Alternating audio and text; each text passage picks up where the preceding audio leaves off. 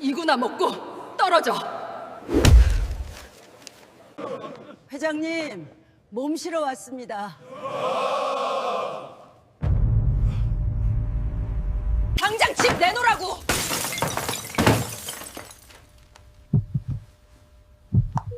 그래, 시작하자. 정적을 뚫고 날카로운 파열음이 라운지를 갈랐습니다. 찰나의 순간 고개가 왼쪽으로 힘없이 돌아갔습니다. 오른쪽 뺨에서 시작된 화끈거리는 열기가 순식간에 얼굴 전체를 집어삼켰습니다. 귀 안에서는 B-하는 이명이 날카롭게 울리며 세상의 모든 소리를 지워버렸습니다. 김순례 여사는 바닥에 주저앉아 자신의 떨리는 손끝을 멍하니 바라보았습니다. 그녀의 손에는 며칠 전부터 정성껏 준비한 투박한 도토리묵 보따리가 들려 있었습니다. 하지만 지금 그 보따리는 갈기갈기 찢겨 차디찬 대리석 바닥 위를 뒹굴고 있었습니다. 탱글탱글했던 묵은 다해의 구두굽의 지식여저 형체를 알 수 없는 진흙더미처럼 변해버렸습니다. 이게 뭐 하는 짓이에요? 여기가 어디라고? 이런 구질구질한 걸 들고 여길 왜 오냐고요? 며느리 다해의 목소리는 고막을 찢을 듯 했습니다. 그녀의 눈동자는 독이 오른 뱀처럼 번득였습니다. 다해는 자신의 명품 가방에 튄 작은 얼룩을 보며 마치 오물을 본 듯 얼굴을 일그러뜨렸습니다. 순례는 입술을 파르르 떨며 고개를 들었습니다. 눈앞에 선 다해는 화려한 조명 아래서 빛났습니다. 하지만 그 화려함 뒤에 숨겨진 추악한 본성이 순례의 심장을 사정없이 지식이고 있었습니다. 순례의 뺨은 어느새 시퍼렇게 멍이 들기 시작했고 입안에서는 비릿한 혈향이 맴돌았습니다. 다혜야, 진우가 이걸 참 좋아해서 새벽부터 일어나서 쏘아온 건데.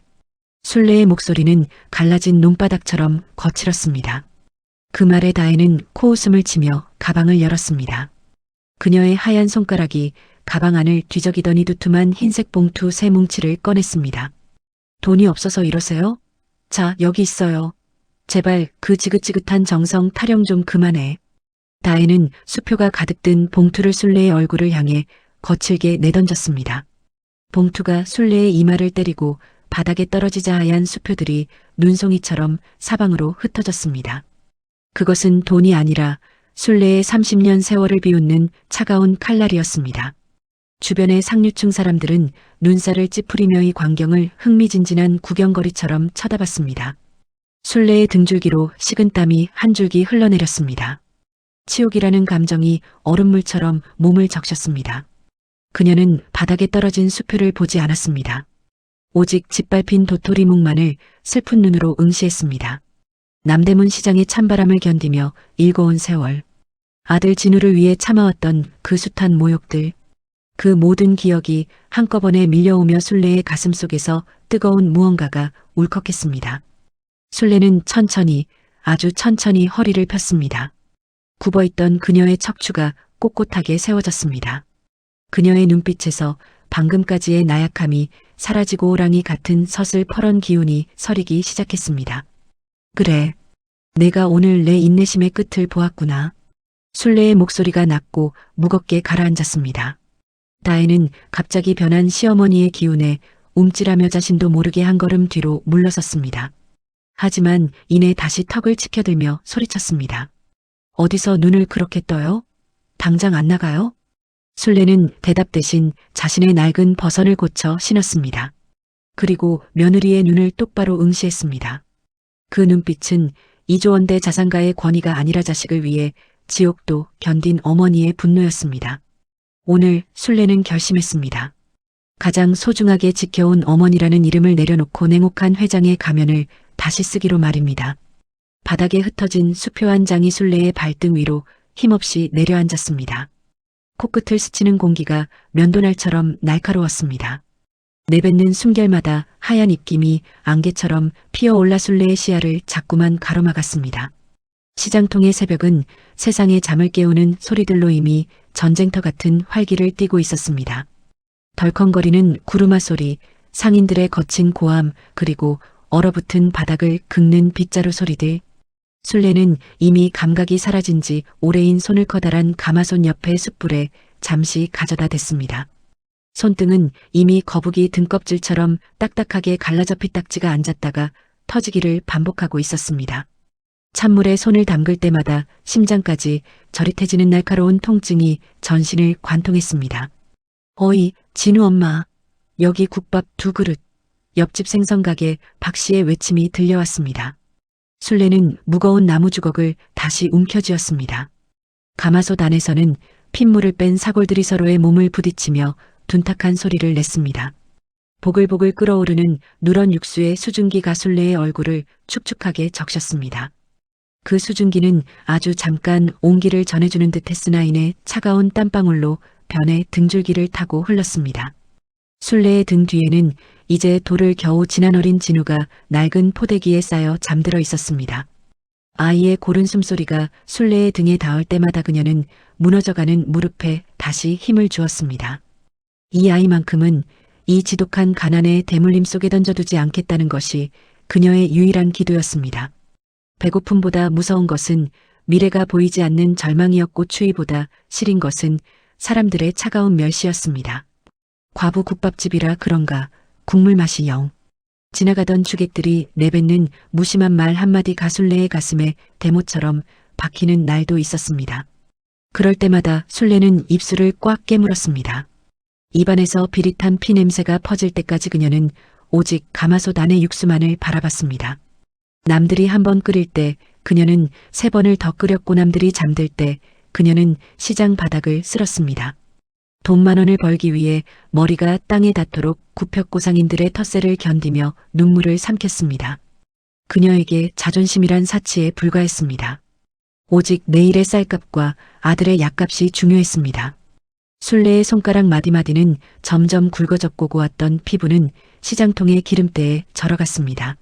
하지만 그 거친 손으로 술래는 에오름 푸드라는 거대한 제국의 초석을 다졌습니다. 맛에 대한 고집, 사람에 대한 신뢰 그리고 돈을 대하는 정직한 태도. 이 모든 것은 화려한 경영 서적이 아니라 남대문 시장의 매연과 땀방울 속에서 배운 것이었습니다. 진우야, 엄마가 꼭 보여줄게. 술래는 잠든 아들의 엉덩이를 토닥이며 중얼거렸습니다. 그녀의 눈빛은 새벽 안개를 뚫고 지나가는 가로등 불빛보다도 강렬하게 빛났습니다. 가난이라는 괴물은 술래를 집어삼키려 했지만 그녀는 오히려 그 괴물의 목을 조르며 올라섰습니다. 30년이 지난 지금 그녀는 2조 원의 자산가입니다. 하지만 그녀의 영혼은 여전히 그 새벽 시장통에 있습니다.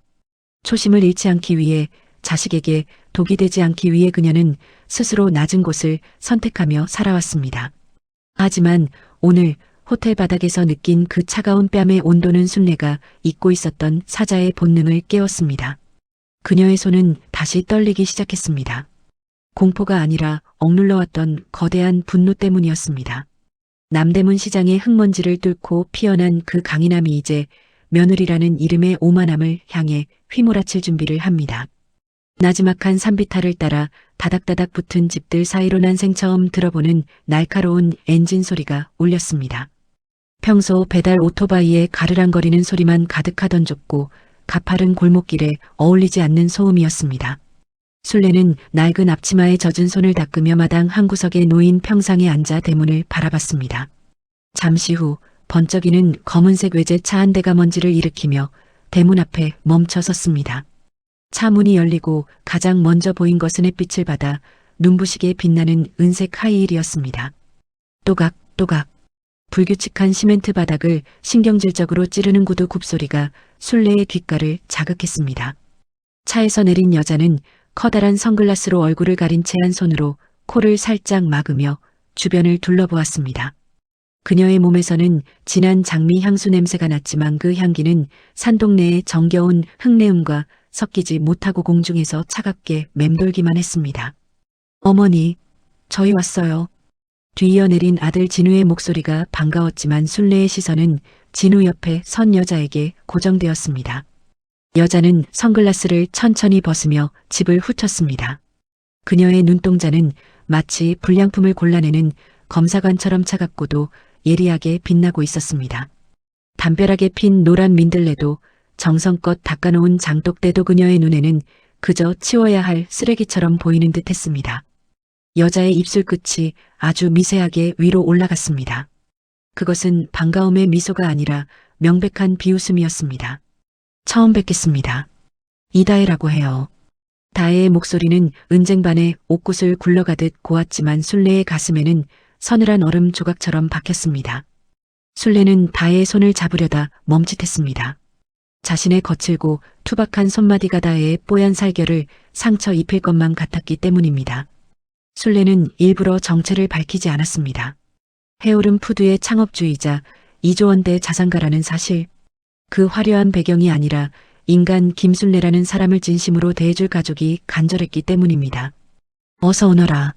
집이 좁아서 앉을 데나 있을지 모르겠네. 순례가 내민 낡은 방석을 보며 다혜의 눈동자가 흔들렸습니다. 그녀는 마치 오염된 물건을 피하듯 조심스럽게 치마 끝을 잡고 방석 모서리에 겨우 엉덩이를 걸쳤습니다. 방 안에는 오래된 종이 냄새와 순례가 끓인 구수한 보리차 냄새가 은은하게 퍼져 있었습니다. 하지만 다혜는 그 냄새가 역겹다는 듯 연신 손부채질을 하며 방 안을 두리번거렸습니다. 벽에 걸린 진우의 어린 시절 사진들, 순례가 시장 바닥에서 주워온 낡은 괴짝들. 그 모든 것들이 다혜의 눈에는 가난의 증거이자 자신이 지워버려야 할 부끄러운 과거로 비춰졌습니다. 진우 씨, 어머니 혼자 이런 데 계시게 해도 돼요? 공기도 안 좋고 집도 너무 오래됐는데. 다혜는 진우의 팔을 살짝 당기며 속삭였지만 그 소리는 순례의 귀에 또렷하게 박혔습니다. 순례는 아무 말 없이 보리차를 잔에 따랐습니다. 찻잔이 덜덜 떨리며 작은 파동을 만들어냈습니다. 순례의 심장 안에서도 작은 균열이 생기고 있었습니다.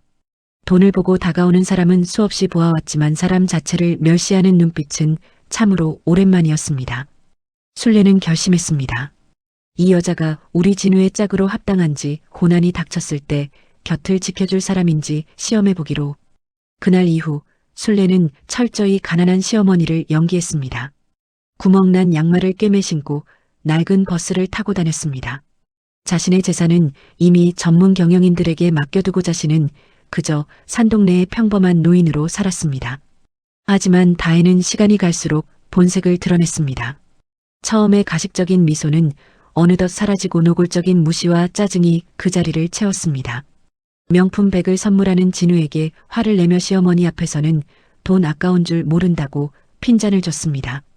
순례가 정성껏 차려준 나물 반찬을 보며 이런 풀떼기를 사람이 어떻게 먹느냐며 젓가락을 던졌습니다. 순례의 인내심은 조금씩 깎여나갔습니다.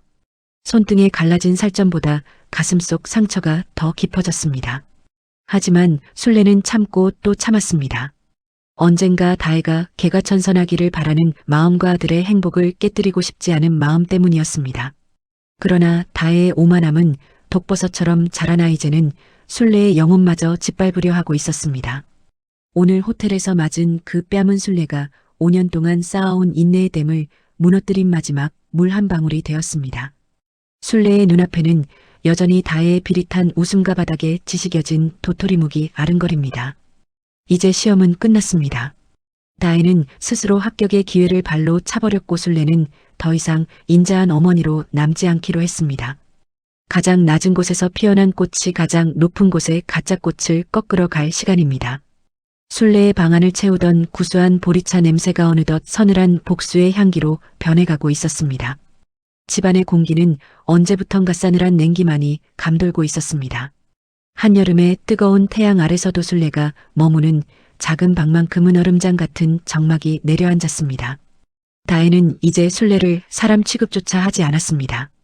그녀가 거실로 나오면 다혜는 코를 막고 보란 듯이 강력한 탈취제를 뿌려댔습니다.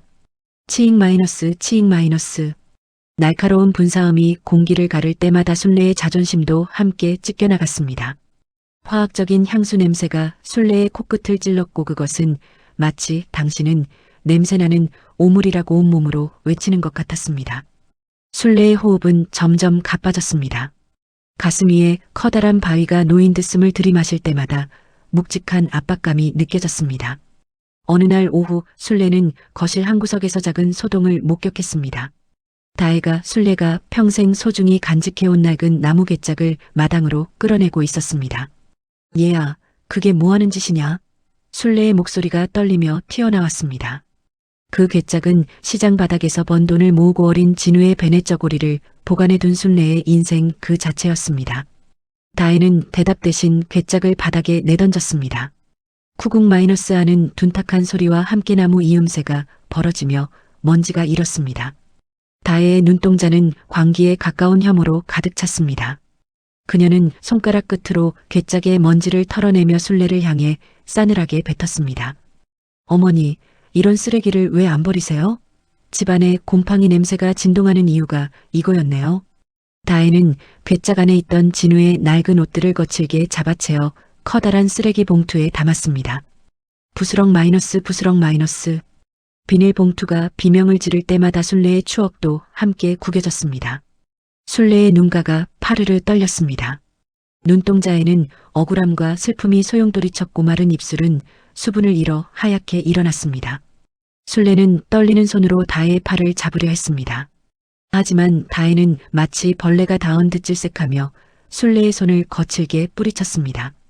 더러운 손 저리 치우라고 했죠. 순례는 중심을 잃고 바닥에 주저앉았습니다. 엉덩이뼈를 타고 전해지는 딱딱한 바닥의 충격이 머리끝까지 찌릿한 고통으로 전달되었습니다. 다혜는 바닥에 쓰러진 시어머니를 보면서도 눈 하나 깜빡하지 않았습니다. 오히려 자신의 옷에 먼지가 묻지는 않았는지 우아하게 옷매무새를 다듬을 뿐이었습니다. 순례의 귀에는 다혜의 날카로운 비웃음 소리 가완청처럼 맴돌기 시작했습니다. 식사 시간은 더욱 고통스러웠습니다. 진우가 늦게 들어오는 날이면 다혜는 순례의 밥상을 아예 차리지 않았습니다. 어머니, 나이 들면 소식해야 건강하대요. 오늘은 그냥 물이나 한 잔 마시고 주무세요. 주방에서 들려오는 그릇 부딪히는 소리와 다혜가 혼자 먹는 맛있는 음식 냄새는 순례의 위장을 뒤틀리게 만들었습니다. 순례는 어두운 방 안에 홀로 앉아 자신의 마디 굵은 손가락을 만져보았습니다. 이 손으로 세상을 일구고 아들을 키웠는데 지금은 그 아들의 아내에게 투명인간 취급을 받으며 말라가고 있었습니다. 순례의 눈에서 뜨거운 눈물 한 방울이 거친 뺨을 타고 흘러내렸습니다. 그 눈물은 바닥에 떨어지기도 전에 순례의 가슴속에서 차갑게 식어버렸습니다. 복수는 아직 시작되지 않았습니다. 하지만 순례의 마음속 깊은 곳에서는 거대한 파도가 소리 없이 일렁이고 있었습니다. 다혜의 친정인 대한건설이부도 위기에 처했다는 소식이 들려온 것은 가을 바람이 제법 쌀쌀해진 어느 날이었습니다. 다혜의 안색은 흑빛으로 변해 있었고 그녀의 우아하던 걸음걸이는 불안함에 쫓기듯 조급해졌습니다. 그녀의 탐욕은 이제 순례의 인내를 넘어 순례가 평생을 지켜온 마지막 안식처이니 낡은 집을 정조준하고 있었습니다. 어머니, 이번 한 번만 도와주세요. 다혜가 처음으로 순례 앞에 무릎을 굽혔습니다. 하지만 그 자세는 공경이 아니라 짐승이 사냥감을 덮치기 전에 웅크림이었습니다. 다혜의 손에는 인감이 찍힌 계약서 뭉치가 흉기처럼 들려 있었습니다. 이 집, 어머니 명의로 된 이 집만 있으면 돼요. 이걸 담보로 대출받으면 저희 친정 살릴 수 있어요. 순례는 다혜의 눈을 가만히 응시했습니다. 충혈된 다혜의 눈동자 속에는 요심이나 미안함 따위는 단 1%도 없었습니다. 오직 무너져가는 자신의 화려한 성을 지키려는 절박한 욕망의 불꽃만이 이글거리고 있었습니다. 이 집은 내 아버지가 남긴 마지막 흔적이다. 순례의 목소리는 낮았지만 단호했습니다. 사실 이 집은 순례에게 큰 의미가 없었습니다. 그녀에겐 강남에 빌딩이 있고 통장에는 조 단위의 돈이 있었습니다. 하지만 순례는 끝까지 다혜의 본성을 시험하고 싶었습니다. 사람이 막다른 골목에 몰렸을 때 어디까지 추악해질 수 있는지 보고 싶었습니다. 아버님 흔적? 죽은 사람이 뭐가 중요해요? 다혜의 목소리가 돌변하며 거칠게 터져나왔습니다. 그녀는 바닥을 치며 소리를 질렀고 거실에 있던 순례의 낡은 찻잔을 집어 던졌습니다. 챙그랑 마이너스. 날카로운 파열음이 거실 바닥을 수놓았습니다. 순례가 아끼던 찻잔은 수천 개의 조각으로 흩어졌습니다.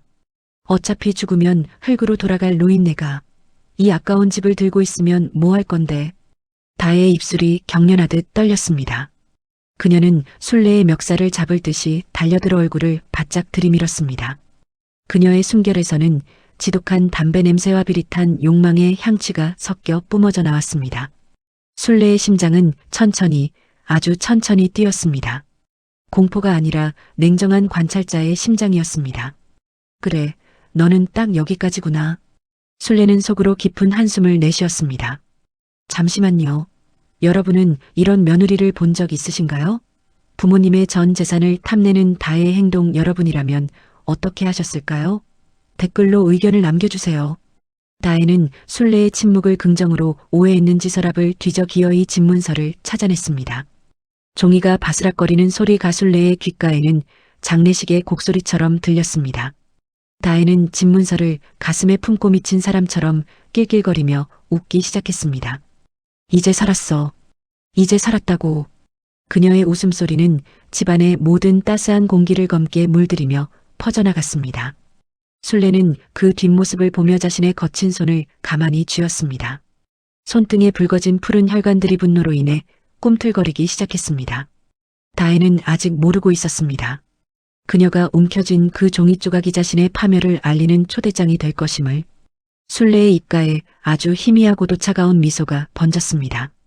그것은 사냥을 시작하는 늙은 사자의 소리 없는 포효였습니다. 다혜는 기어코 술래를 호텔로 불러냈습니다. 집을 담보로 넘기겠다는 최종 확인서의 지장을 찍게 하기 위해서였습니다. 호텔 1층 로비의 웅장한 천장과는 부식의 반짝이는 샹들리에는 술래의 낡은 고무신과 지독한 대조를 이루었습니다. 사람들의 시선이 화살처럼 꽂혔습니다. 술래는 그 시선들을 온몸으로 받아내며 당당하게 엘리베이터에 올랐습니다. 딩마이너스 하는 소리와 함께 32층 문이 열리자 통유리 너머로 서울 시내가 한눈에 들어왔습니다. 다혜는 이미 창가 자리에 앉아 비싼 샴페인을 홀짝이고 있었습니다. 그녀의 앞에는 술래가 새벽부터 쑤어온 투박한 도토리묵 보따리가 놓여 있었습니다. 어머니, 마지막으로 대우해드리는 거예요.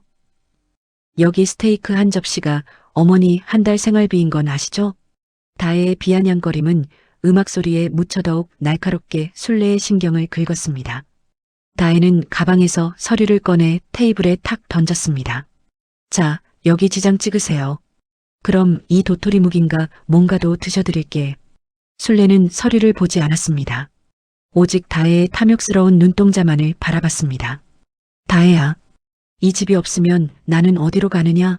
술래의 목소리는 너무나 고요해서 더 무거웠습니다. 다혜는 어처구니 없다는 듯 웃음을 터뜨렸습니다. 어디 가긴요? 요양원 좋은데 알아봐 드릴게. 그 말과 함께 다혜는 테이블 위에 있던 도토리묵 보따리를 바닥으로 걷어찼습니다. 철퍼덕 마이너스. 묵직한 묵이 바닥에 떨어져 으깨지는 소리 가술래의 가슴 속에서 무언가 끊어지는 소리와 겹쳤습니다.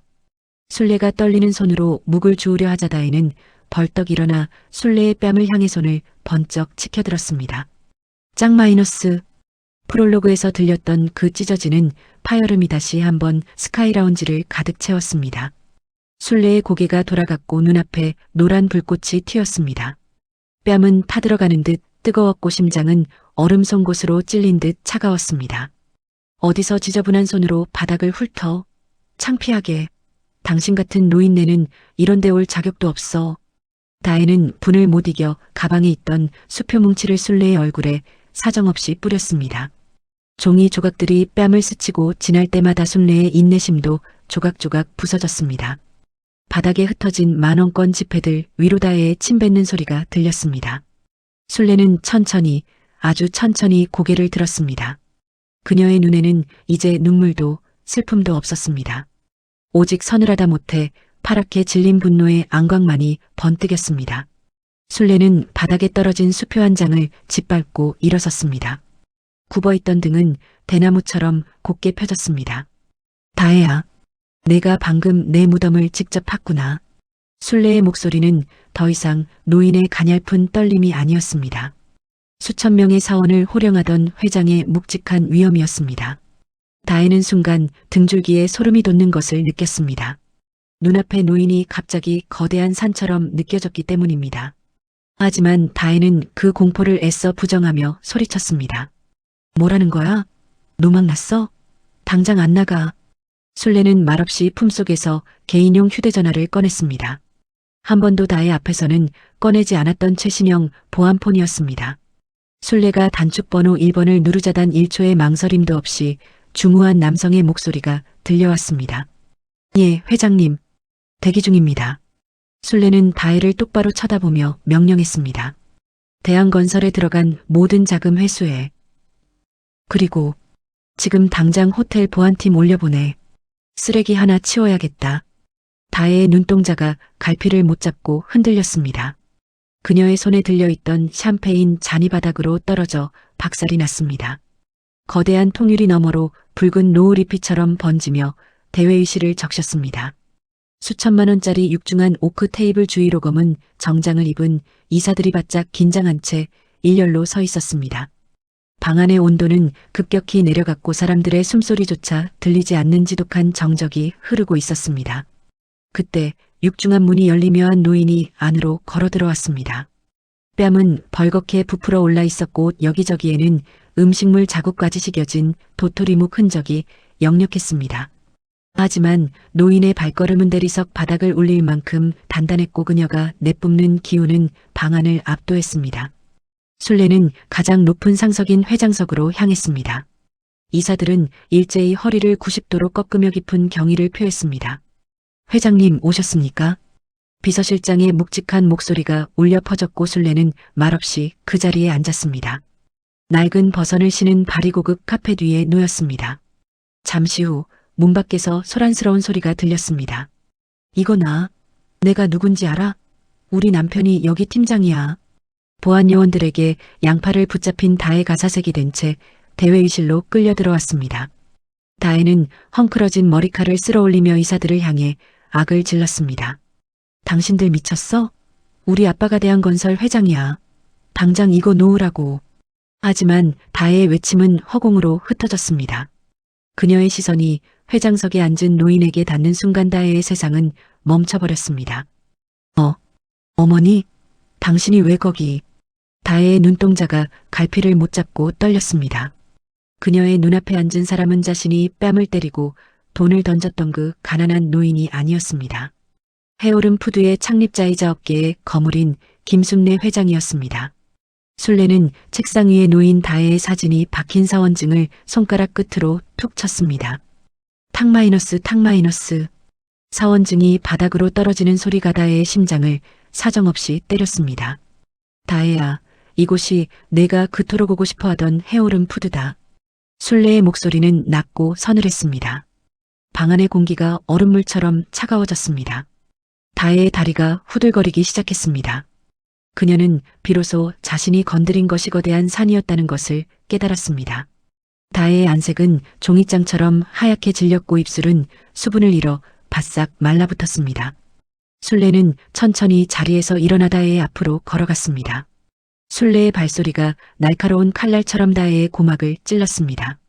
내가 던진 그 돈, 내가 짓밟은 그 정성, 오늘부터 하나하나 다 돌려주마. 술래의 눈동자 속에는 용서할 수 없는 죄인에 대한 추상 같은 단죄의 의지가 서려 있었습니다. 다혜는 바닥에 무릎을 꿇으려 했지만 이미 온몸의 근육이 굳어버려 나무 토막처럼 쓰러지고 말았습니다. 차가운 겨울바람이 옷깃을 파고들었습니다. 다혜의 손목에는 차가운 은색 수갑이 날카로운 금소금을 내며 채워졌습니다. 철컥 마이너스. 그 소리는 다혜가 누려온 가짜 화려함의 종말을 알리는 신호였습니다. 다혜는 헝클어진 머리를 늘어뜨린 채 언신 고개를 숙였습니다. 그녀의 친정인 대한건설은 해오름 푸드의 자금 회수 명령 한마디에 모래성처럼 무너져 내렸습니다. 다혜의 아버지는 횡령과 배임 혐의로 검찰 조사를 받으며 구치소에 수감되었고 다혜 역시 집문서를 위조하려 했던 사문서 위조 혐의로 소환되었습니다. 다혜의 눈에는 이제 오만함 대신 처절한 공포와 후회만이 가득했습니다. 어머니, 한 번만 살려주세요. 제가 죽을 죄를 지었어요. 다혜는 검찰청 바닥에 주저앉아 멀리서 차를 타고 지나가는 술래를 향해 피맺힌 절규를 쏟아냈습니다. 하지만 술래는 차창을 올린 채 단 한 번도 뒤돌아보지 않았습니다. 술래의 가슴 속에는 아직도 며느리에게 맞았던 뺨의 통증보다 무너진 인간에 대한 실망감이 더 컸기 때문입니다. 그때 아들 진우가 뛰어왔습니다. 진우의 얼굴은 눈물과 콧물로 범벅이 되어 차마 눈뜨고 볼 수 없을 만큼 참담했습니다. 어머니, 제가 잘못했습니다. 아내의 말만 믿고 어머니를 외롭게 두니 못난 자식을 죽여주십시오. 진우는 차 앞에 엎드려 바닥을 쳤습니다. 그의 주먹에서 피가 배어 나왔지만 가슴속에 응어리는 풀리지 않는 듯 했습니다. 순례는 천천히 차 문을 열고 내렸습니다. 아들의 굽은 등을 바라보는 순례의 눈에 처음으로 습기가 차올랐습니다. 순례는 떨리는 손으로 아들의 어깨를 잡았습니다. 손바닥을 통해 진우의 오열이 고스란히 순례의 심장으로 전달되었습니다. 진우야, 돈은 다시 벌면 되지만 사람의 도리는 잃어버리면 끝이란다. 순례의 목소리가 젖어들었습니다. 그녀는 아들을 감옥 같은 집으로 돌려보내지 않았습니다. 다혜와의 관계는 이미 되돌릴 수 없었습니다.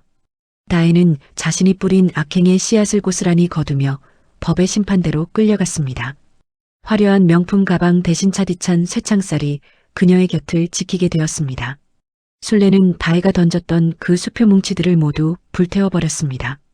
타오르는 불꽃 속에서 다혜의 탐욕과 오만함이 검은 연기가 되어 사라져갔습니다.